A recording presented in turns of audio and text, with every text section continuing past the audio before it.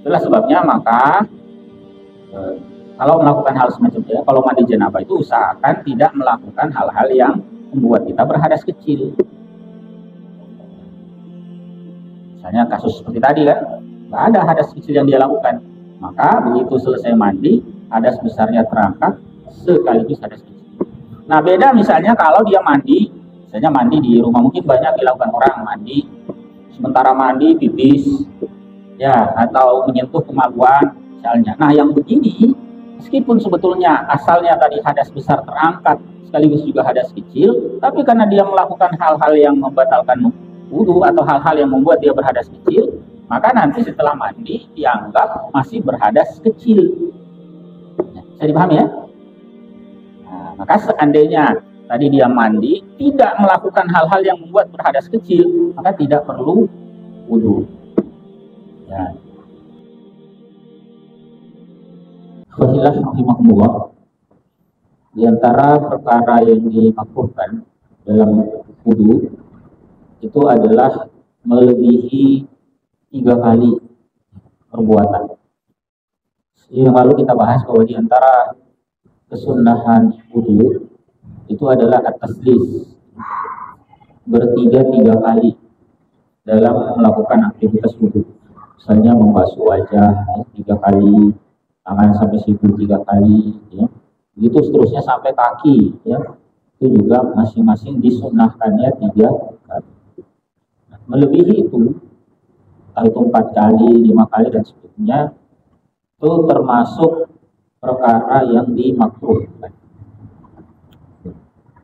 Kemudian yang kedua, yang juga dimakruhkan adalah al-israf fil ma', berlebihan dalam menggunakan air. Meskipun misalnya kita berwudunya di sungai,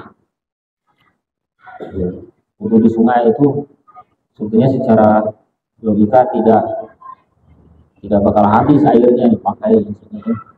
Tapi memang tuntunan dari Nabi kita Shallallahu Alaihi Wasallam ya jangan berlebihan. Termasuk yang kita bahas pertama tadi, tidak lebih dari 3 kali.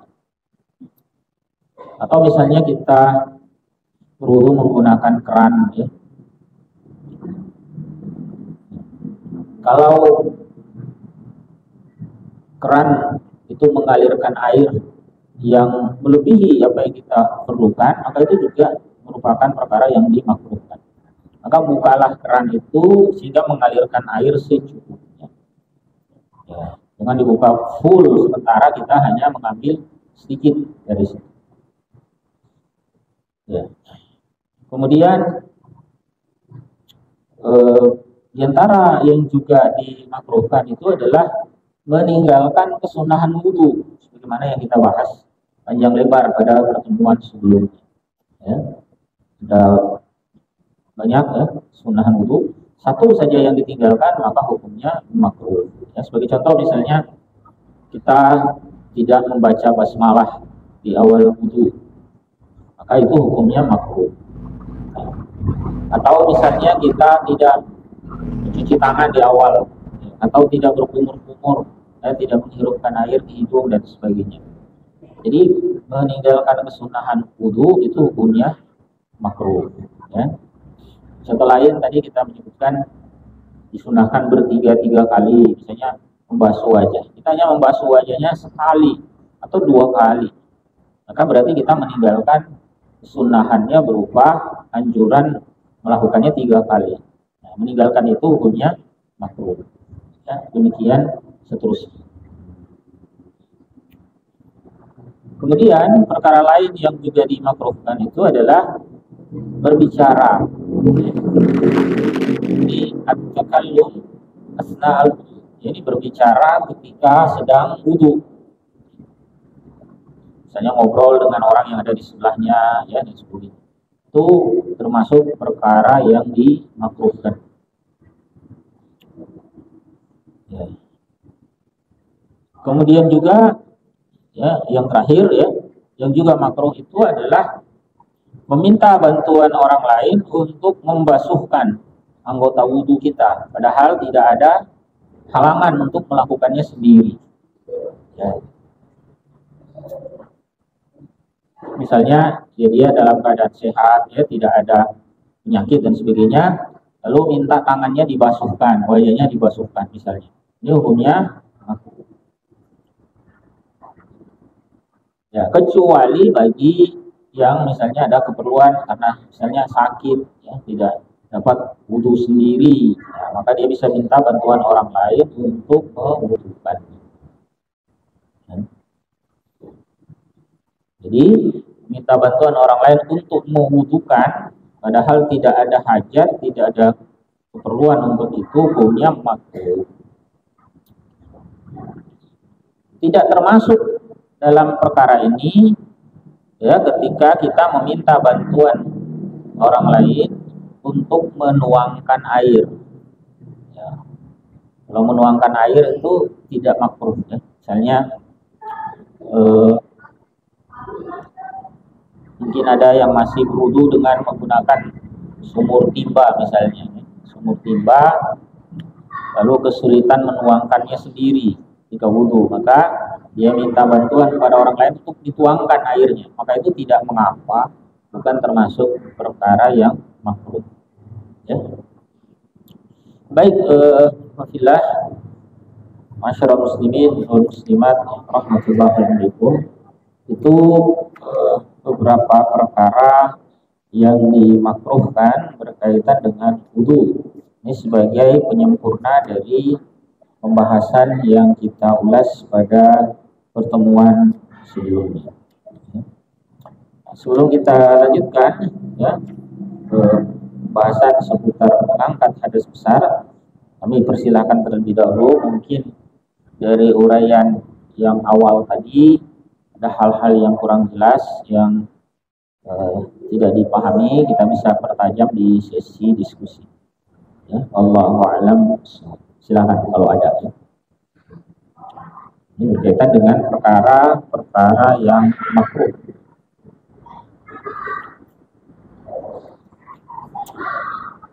Silakan.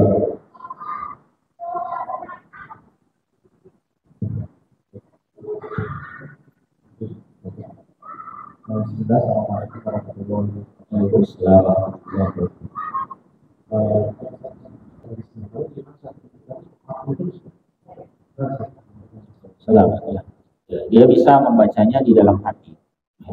Bagaimana doa setelah wudu juga, kalau dia masih berada di tempat itu, ya, dia bisa membacanya di dalam hati atau setelah keluar. Allahu a'lam. Ada lagi? Tidak ada ya. Baik, kalau tidak ada, kita lanjutkan berkaitan dengan mengangkat hadas besar. Ya. Tapi sebelum kita membahas tentang mengangkat hadas besar melalui aktivitas mandi atau al-ghusl, terlebih dahulu kita perlu memahami tentang apa saja perkara yang membuat seseorang itu wajib melakukan mandi. Atau dengan kata lain, apa saja hal-hal yang membuat seseorang itu berhadas besar.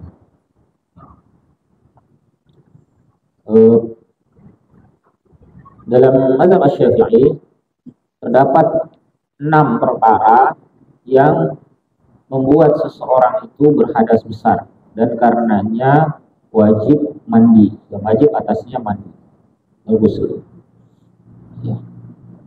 3 perkara itu bisa terjadi pada laki-laki maupun perempuan. Kemudian 3 sisanya itu perkara yang khusus bagi kaum wanita. Kita bahas dulu yang berlaku umum. Ya. 3 perkara yang berlaku baik bagi laki-laki maupun perempuan. Yang pertama itu adalah iltiqaul khitanain. Ya, terjadinya hubungan seksual. Hubungan seksual itu merupakan sebab seseorang itu mengalami hadas besar. Apa batasan hubungan seksual itu dianggap sudah terjadi? Yakni ketika hasyafah, Syafa itu eh, gelan penis. Jadi bagian dari kemaluan laki-laki yang terbuka ketika dihitan. Ya, kepala penisnya itu ya, atau hasyafa itu masuk ke dalam farji wanita. Itu batasannya. Ya, sampai gelan penisnya atau kepala penisnya itu masuk secara keseluruhan. Itu dianggap terjadi jima atau hubungan seksual. Kalau belum sampai di situ, maka belum dianggap jima. Atau jadi sekali lagi batasannya gelan penis, ya, bukan kemaluan laki-laki secara keseluruhan. Jadi bahkan kepala penisnya saja masuk itu sudah dianggap jima. Karena bisa saja terjadi misalnya suami istri melakukan hubungan seksual lalu terputus. Misalnya ya bisa saja karena tiba-tiba misalnya ada tamu misalnya ya, atau misalnya punya anak kecil ya, anak kecil yang menangis dan sebagainya. Ini sementara melakukan terputus. Ya. Lalu apakah yang sudah dilakukan tadi itu sudah mewajibkan mandi? Tergantung. Ya. Batasannya sekali lagi, kalau hasyafah tadi sudah masuk ke dalam farji, maka sudah dianggap wajib mandi. Ya, meskipun aktivitas seksualnya belum tuntas. Ya. Jadi semata dengan masuknya gelan penis dari hasyafah ke dalam farji itu sudah cukup untuk mewajibkan mandi. Meskipun misalnya tidak terjadi ejakulasi, ya tidak ada urusan dengan itu. Yang penting sudah masuk hasyafah ke dalam farji, maka dianggap wajib mandi. Kemudian yang kedua, yang merupakan sebab seorang itu berhadas besar, itu adalah inzalul mani, ya, terjadinya ejakulasi. Baik dalam aktivitas seksual maupun bukan. Misalnya mengalami mimpi basah misalnya. Nah, sepanjang terjadi ejakulasi, maka wajib mandi. Ya. Nah, jadi sebab pertama dengan sebab kedua itu berbeda, ya. Jadi hubungan seksual itu mewajibkan mandi meskipun tidak terjadi ejakulasi. Sebaliknya, ejakulasi mewajibkan mandi meskipun bukan dalam hubungan seksual. Ya, mudah bisa dipahami. Jadi ini dua sebab yang berbeda. Kemudian yang ketiga, yang juga merupakan perkara yang mengharuskan mandi itu adalah al-maut, ya, kematian. Hanya saja dalam kasus al-maut ini, ya, dia tidak dapat melakukannya sendiri karena sudah meninggal, maka menjadi kewajiban atas orang yang masih hidup, ya, untuk mengurusi jenazah, termasuk diantaranya memandikan. Jadi kalau seorang muslim meninggal, maka wajib memandikannya. Kecuali nanti ada beberapa yang tidak wajib dimandikan atau dikecualikan dari ketentuan itu. Misalnya orang yang syahid, ya. Nanti kita bahas lebih detail ya dalam perkara mengurus jenazah. Tapi secara umum al-maut itu menjadi sebab wajibnya mandi. Itu tiga perkara yang bisa berlaku baik bagi laki-laki maupun bagi wanita. Ya, pertama tadi hubungan suami istri, ya, kemudian yang kedua inzalul mani, keluarnya mani atau ejakulasi, dan yang ketiga maut atau kematian. Lalu sekarang kita beralih kepada tiga sebab yang ini spesifik atau khusus berlaku bagi kaum wanita. Apa tiga perkara ini? Yang pertama adalah al-haid. Ya. Haid, ya. Ini siklus alamiah yang terjadi pada wanita normal ketika dia sudah balik dewasa. Biasanya setiap bulan, ya, terjadi. Maka ketika setelah selesai haidnya, maka dia wajib mandi. Kemudian yang berikutnya adalah al-wiladah, melahirkan. Ya. Wanita yang melahirkan juga itu wajib mandi setelahnya. Hanya saja ada sebab yang keenam namanya nifas. Ya. Nifas ini erat kaitannya dengan melahirkan. Lazimnya atau umumnya wanita yang melahirkan itu mengalami nifas, ya, darah keluar juga ya. Nah, ketika bergabung dua perkara ini, dia melahirkan juga mengalami nifas, maka dia wajib mandi. Ya. Salah satunya saja terjadi, apalagi dua-duanya wajib mandi. Dan sebab ini berdiri sendiri. Ya. Jadi seandainya ada wanita melahirkan tapi nifasnya tidak keluar, ya, maka tetap wajib mandi. Nah, perlu dipahami bahwa nifas ini adalah darah yang keluar setelah proses persalinan. Baik bayinya itu lahir dalam keadaan hidup atau tidak. Nah, nifas itu tidak dianggap terjadi kalau belum mengalami persalinan.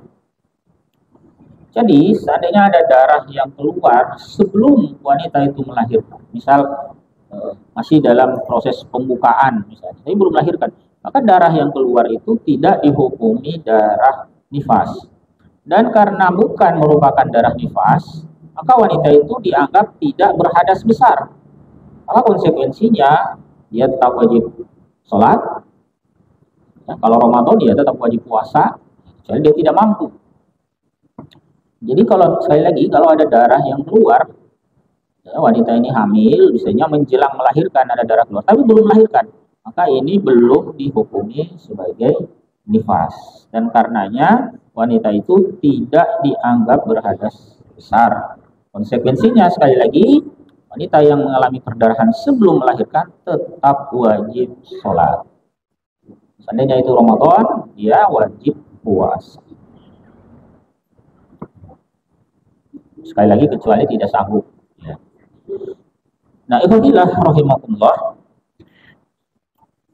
6 perkara tadi itulah yang menjadi mujibatul ghusl atau hal-hal yang menjadikan seseorang itu harus mandi. Ya, ini didasarkan pada firman Allah Ta'ala dalam surat Al-Maidah ayat yang ke-6, wa in kuntum junuban fatahharu. Jika kalian sedang junub, maka bersucilah. Ya, artinya setelah selesai wajib bersuci. Perlu dipahami bahwa sekiranya terjadi beberapa perkara yang menyebabkan mandi tadi, saya ulangi, seandainya terjadi beberapa perkara yang menyebabkan mandi, maka seseorang itu cukup mandi sekali. Meskipun sebabnya beberapa. Contohnya misalnya begini ya. Seorang wanita misalnya melakukan hubungan seksual suami istri di pagi hari.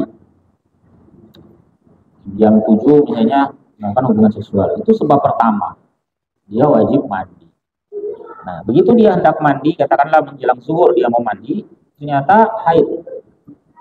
Malamnya haid. Jadi, dia tidak belum mandi kan, nah haid. Kira-kira seminggu kemudian dia bersih dari haid, maka pada saat itu dia cukup mandi sekali. Ya. Atau misalnya wanita tadi sedang hamil, dia sedang hamil besar ya di penghujung kehamilan, lalu melakukan hubungan seksual, jadi ada sebab jenabah wajib mandi. Tetapi sebelum sebelum mandi misalnya, ya, katakanlah tadi hubungan seksual di pagi hari lah gitu ya. Jam 10 dia mau mandi ternyata melahirkan. Ini sebab kedua. Ya. Setelah melahirkan nifas. Nifasnya bisa saja lama, katakanlah sampai sebulan lebih, 40 hari misalnya.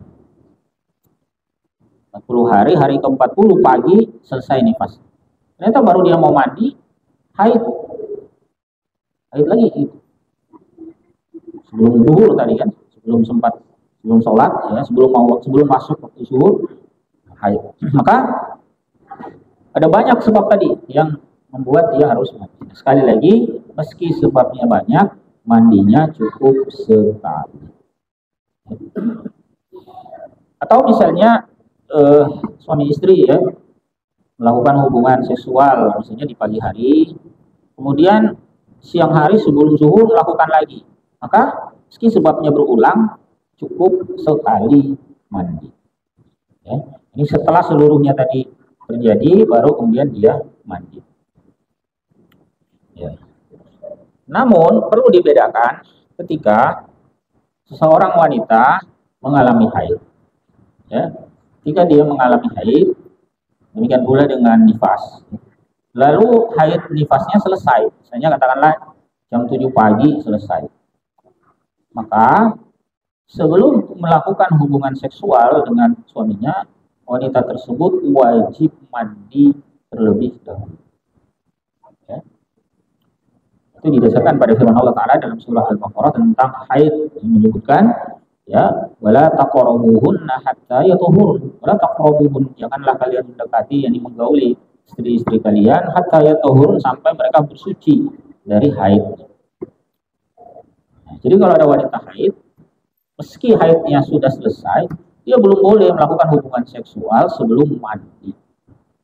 Nah, tidak boleh dia mengatakan begini, sekalian saja mandinya dengan mandi karena hubungan seksual.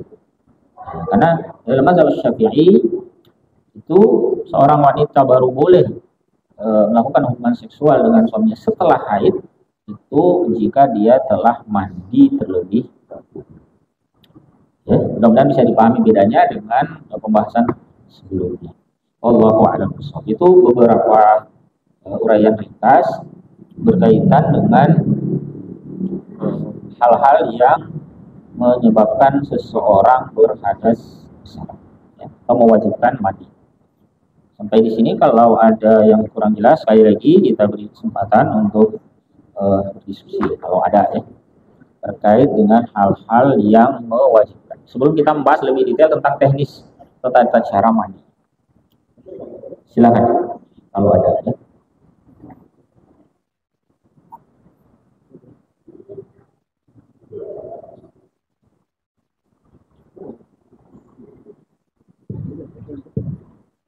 Waalaikumsalam warahmatullahi wabarakatuh. Itu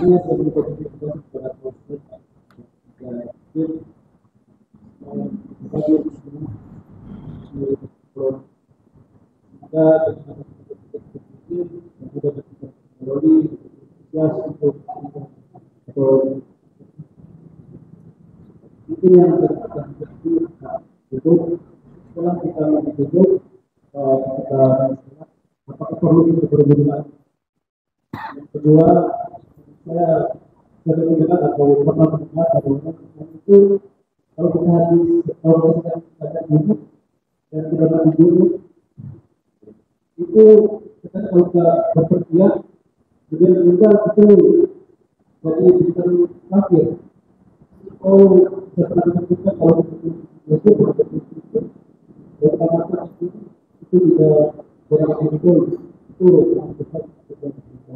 Iya, baik. Saya langsung tanggapi yang terakhir dulu ya. Pernyataan tersebut tidak benar. Ya, pernyataan yang terakhir. Jadi misalnya, tadi dikatakan ada orang misalnya junub, ya, katakanlah jam 7 pagi tadi melakukan hubungan seksual. Kemudian tidak langsung mandi. Apa yang dia lakukan? Ya, katakanlah dia pergi ke pasar jam 8, 9, dia belanja lah gitu. Kemudian pulang, ternyata pulangnya kecelakaan meninggal. Gimana? Ya nggak gimana-gimana. Enggak, maksudnya kondisi meninggal dalam keadaan junub itu bukan dosa. Ya. Jadi tidak ada celaan kalau ada orang misalnya meninggal dalam kondisi semacam tadi. Ya. Karena sekali lagi kondisi junub itu bukan dosa ya. Memang dia wajib mandi nanti dalam konteks hendak menunaikan sholat. Ya. Tapi kan tadi kasusnya pagi-pagi gitu, waktu zuhur misalnya masih lama. Boleh, dia orang yang janabah itu tidak harus segera mandi. Yang penting tidak melewatkan kewajiban sholat.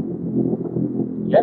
Nabi SAW pun misalnya menuntunkan seseorang itu, misalnya suami istri hubungan seksual di malam hari itu tidak langsung mandi, tidak apa. Boleh saja dia mandi setelah tidur. Jadi tidur dulu gitu ya, kemudian mandi. Jadi tidak harus segera mandi. Termasuk sebetulnya di bulan puasa. Nabi SAW sendiri pernah masuk waktu subuh, beliau masih dalam posisi janabah. Tapi itu tidak ada urusannya dengan puasa. Jadi puasa tetap sah. Karena aktivitas seksualnya kan sebelum mulai berpuasa. Hanya saja kan belum mandi. Jadi mandinya beliau SAW itu bukan dalam konteks puasa, tapi karena mau sholat subuh. Bisa dipahami ya? Jadi orang junub puasa itu nggak ada masalah. Memang termasuk yang membatalkan puasa itu hubungan seksual saat puasa.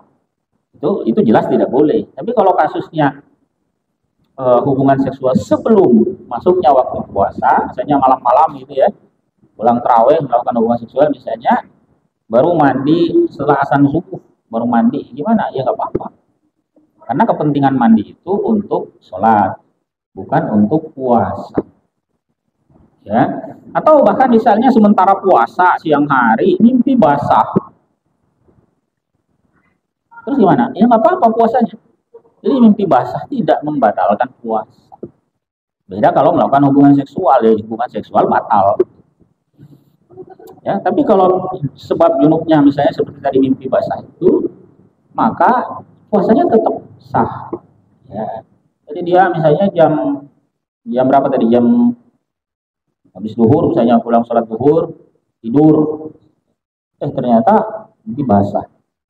Jam 1, 2 mimpi basah. Ya, nggak batal puasanya. Nanti kalau dia mandi jam 4 atau bahkan jam 5 sekalipun dia mandi, ya nggak masalah. Puasanya tidak batal. Karena sekali lagi mandinya itu untuk melaksanakan sholat. Ya, paham ya? Jadi sekali lagi tidak ada dosa seseorang itu ketika wafat dalam keadaan janabah. Bahkan kalau baca misalnya dalam peristiwa di masa sahabat, di masa Nabi SAW dalam peristiwa perang Uhud itu ada sahabat namanya Hanzalah bin Abi Amir. Itu bahkan disebutkan dalam hadis itu ya tidak mandi janabah, entah lupa atau bagaimana, tidak mandi janabah, kemudian ikut dalam pertempuran Uhud dan syahid di situ. Ya nggak ada celaan sama sekali, bahkan itu jadi ujian bagi dia karena disebutkan oleh Nabi SAW dia itu ghasilul malaikah, sosok yang dimandikan oleh malaikat.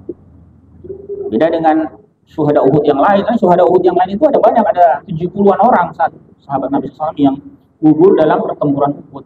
Tapi ternyata Hanzalah ini ada perlakuan istimewa. Ada serombongan malaikat, jumlahnya sangat banyak, itu diturunkan oleh Allah Ta'ala memandikan jenazahnya. Itu tidak terjadi pada banyak jenazah yang lain, sahabat yang lain yang juga syahid dalam peristiwa itu. Makanya dia dikenal sebagai ghasilul malaikah. Bahkan konteksnya pujian. Ya, itu yang kedua. Kemudian yang pertama berkaitan dengan apakah setelah mandi wajib itu seseorang harus berwudu lagi? Jawabannya tidak. Jadi kalau ada orang berhadas besar kemudian mandinya itu mengangkat hadas besar sekaligus hadas kecil, ini tidak wajib wudu. Hanya saja perlu dipahami ada catatannya, yakni ketika dia mandi itu mengangkat hadas, tidak melakukan hal-hal yang membuat dia berhadas kecil. Bisa dipahami ya? Nah, itulah sebabnya maka kalau melakukan hal semacam itu, kalau mandi janabah itu usahakan tidak melakukan hal-hal yang membuat kita berhadas kecil. Misalnya kasus seperti tadi kan, nggak ada hadas kecil yang dia lakukan. Maka begitu selesai mandi, hadas besarnya terangkat sekaligus hadas kecil. Nah beda misalnya kalau dia mandi, misalnya mandi di rumah, mungkin banyak dilakukan orang mandi, sementara mandi pipis, ya, atau menyentuh kemaluan misalnya. Nah, yang begini meskipun sebetulnya asalnya tadi hadas besar terangkat sekaligus juga hadas kecil, tapi karena dia melakukan hal-hal yang membatalkan wudu atau hal-hal yang membuat dia berhadas kecil, maka nanti setelah mandi dianggap masih berhadas kecil. Bisa dipahami ya? Nah, maka seandainya tadi dia mandi tidak melakukan hal-hal yang membuat berhadas kecil, maka tidak perlu wudu. Ya. Dan maka misalnya nanti ada pembahasan setelah ini tentang tata cara mandi. Itu Nabi kita SAW itu menuntunkan, misalnya mau buang air itu lakukan memang sebelum mandi. Buang air besar, buang air kecil, nah itu lakukan sebelum mandi. Jangan dikerjakan sedang mandi atau setelah mandi. Karena konsekuensinya nanti membuat yang bersangkutan berhadas kecil, sehingga nanti harus wudu. Bisa paham ya? Nah, misalnya yang mau buang air, ya buang memang. Ada najis, bersihkan memang, segala macam. Setelah semuanya bersih, sudah buang air, sudah buang angin, apalagi ya, sudah membersihkan kemaluan, segala macam. Nah, baru setelah itu niatkan mandi wajib. Nah, pada saat meniatkan mandi wajib itu, nah, dia tidak perlu melakukan hal-hal tadi. Dia nggak perlu buang air, nggak perlu sentuh kemaluan lagi. Nah, kalau itu dia lakukan, mandi tanpa melakukan hal-hal yang menimbulkan hadas kecil, maka setelah mandi tidak perlu wudu. Ya, dan demikianlah yang dicontohkan oleh Nabi SAW. Ya, bahkan para ulama katakanlah seperti supaya Imam Al-Baihaqi ya, itu menegaskan bahwa termasuk perbuatan takalluf, termasuk perbuatan yang berlebihan ketika seseorang itu sudah mandi janabah masih wudu lagi.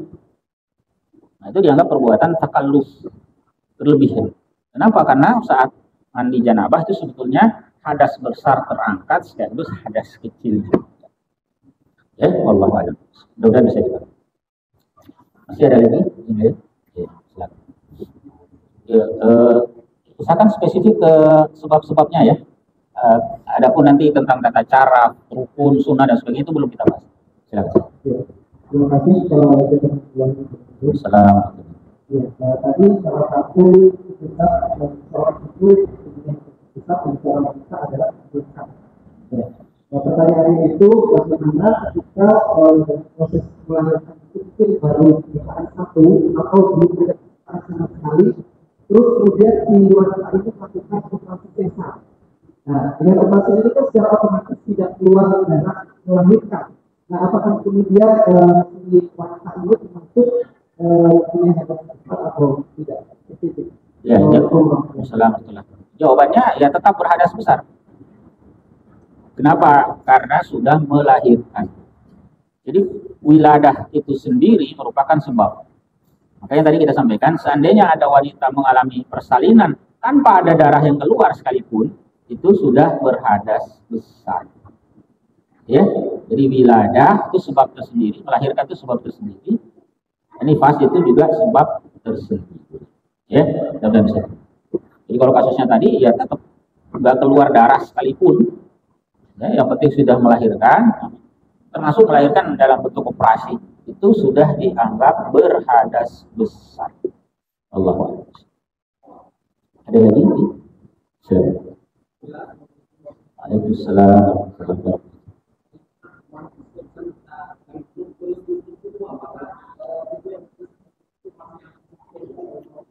Jawabannya tidak. Jadi misalnya ada orang janabah, lalu ada bagian anggota tubuhnya yang lepas, entah itu kukunya, entah itu rambutnya, maka tidak perlu kuku dan rambut itu dikumpulkan lalu dimandikan, tidak perlu. Itu pandangan muktamad dalam mazhab Syafi'i. Memang ada sebagian ulama seperti Imam Al-Ghazali rahimahullah yang mengharuskan hal itu, tapi tidak ditemukan dasar yang kuat untuk perkara tersebut. Sehingga yang lebih tepat adalah tidak wajib. Bahkan seandainya sengaja melakukan janabah malah pergi cukur, ya nggak apa-apa. Cukur aja sampai gundul juga nggak apa-apa. Dan rambutnya nggak perlu dikumpulin. Misalnya tadi jam 7 pagi gitu ya, 7 pagi janabah gitu.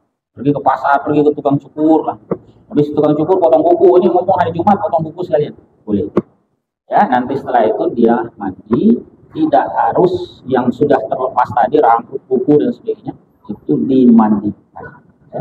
Biarkan saja lepas ya, nggak usah dicari lagi. Ya. Kalau itu diwajibkan itu sangat memberatkan. Ya. Kalau laki-laki mungkin tidak seberapa. Itu bayangkan wanita yang mengalami haid semingguan. Alamiahnya manusia itu ada yang rontok setiap hari rambutnya. Masa yang begitu harus dikumpulin? Bayangkan itu haid seminggu. Bagaimana kalau nifas? 40 hari. Ya. Ya, jadi sekali lagi itu perkara yang tidak perlu dilakukan. Ya. Jadi kalau Anda janabah, ada rambut terlepas, biarkan saja. Ada potong kuku pun juga boleh, silakan. Ya, meski sengaja melepas dengan potong kuku dengan bercukur, tidak perlu dikumpulkan lalu di. Allahu a'lam. Berapa menit lagi? 1? Sudah masuk? Ya, baik ya. Kita cukupkan dulu ya bahasan kita pada kesempatan malam hari ini. Jadi kita baru membahas tadi tentang sebab-sebab yang mengharuskan atau mewajibkan mandi. Insya Allah nanti di pertemuan datang kita tajam pada pembahasan kaifiat atau tata caranya, baik itu rukunnya, kesunahannya, ya termasuk juga perkara-perkara makruh ya dan sebagainya. Subhanakallahumma wa bihamdik, asyhadu an la ilaha illa anta, astaghfiruka wa atubu ilaik. Assalamualaikum warahmatullahi wabarakatuh.